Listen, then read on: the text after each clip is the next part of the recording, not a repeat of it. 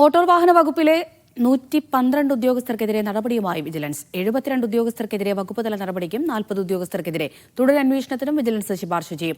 ഏജന്റുമാരിൽ നിന്നടക്കം കൈക്കൂലിയായി പണം വാങ്ങിയെന്ന പരാതിയെ തുടർന്നായിരുന്നു വിജിലൻസിന്റെ പരിശോധന.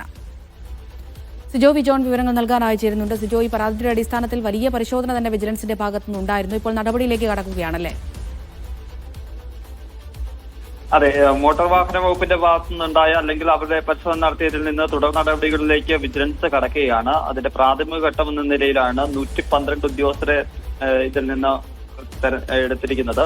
ഇതിൽ 72 പേരെയാണ് വകുപ്പ് തല നടപടിക്ക് ശുപാർശ ചെയ്യുന്നത്. 40 പേർക്കെതിരെ തുടരന്വേഷണത്തിനും ശുപാർശ ചെയ്യുന്നുണ്ട്. കഴിഞ്ഞ ജൂലൈ 19-നായിരുന്നു സംസ്ഥാനത്തെ മോട്ടോർ വാഹന വകുപ്പുകളിലെ 81 ഓഫീസുകളിൽ പരിശോധന നടത്തിയത്. അങ്ങനെ 11 ഏജന്റുമാരിൽ മാത്രമായി 1,40,000 രൂപ പിടിച്ചെടുത്തു. ഈ ഉദ്യോഗസ്ഥരിൽ നിന്ന് ഈ കൈക്കൂലി വാങ്ങിയതായി ബന്ധപ്പെട്ട് 8 ലക്ഷത്തോളം രൂപ, 7,84,598 രൂപയായിരുന്നു അന്ന് കണ്ടെത്തുകയും ചെയ്തിരുന്നത്. അതുമായി ബന്ധപ്പെട്ടാണ് ഇപ്പോൾ നടപടി വന്നിരിക്കുന്നത്. ഇതുമായി ബന്ധപ്പെട്ട ഒരു വിശദമായ റിപ്പോർട്ട് തന്നെ വിജിലൻസ് തയ്യാറാക്കുകയും ചെയ്തിട്ടുണ്ട്. ഒരു ബെല്ലും ബ്രേക്കും ഇല്ലാത്ത രീതിയിൽ മോട്ടോർ വാഹന വകുപ്പിൽ അഴിമതി നടക്കുന്നു എന്നുള്ളതാണ് ഇതിൽ നിന്ന് മനസ്സിലാവുകയും ചെയ്യുന്നത്.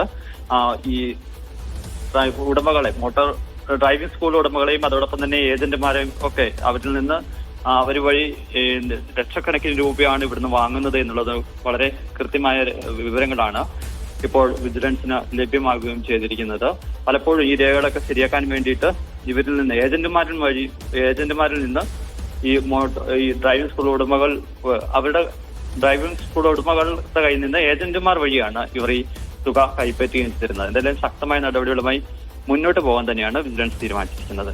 സിജോ വി ജോണാണ് വിവരങ്ങൾ നൽകിയത്.